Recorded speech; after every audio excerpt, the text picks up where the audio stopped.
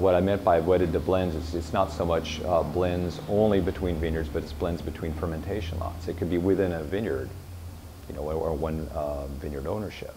And the term vineyard, we tend to think of it's just one little plot of land, when actually, you know, a grower can have, you know, 10 or 20 acres of small vineyards within a vineyard with different soils, exposures, or even varieties, clones of one variety.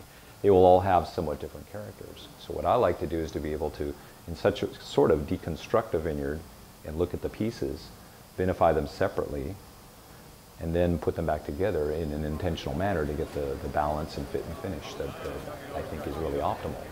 Once in a great while, I may have one single block of some very interesting material that gives me that all by itself.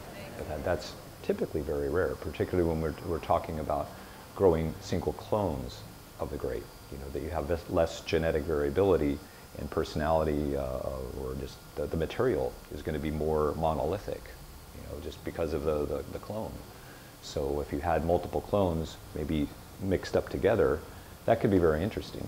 However, different clones tend to ripen at different times. So for me, I prefer to have little swaths of different clones that I could pick together and co-ferment if I think they belong together in the same blend, and if they ripen at about the same time. If they ripen at different times, we'll pick them separately and then be able to put them together.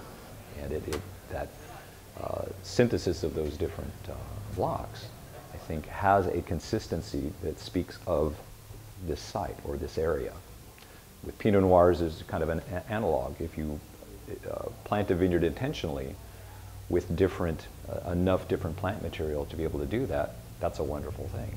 So many vineyards were planted to sell grapes to wineries that are going to put them together, so you might have one or two clones in large areas. And I think you're less likely to have something with many layers of very interesting wines out of one or two clones in one site. So that's why I'm more wedded to putting things together and going between vineyards to accomplish that.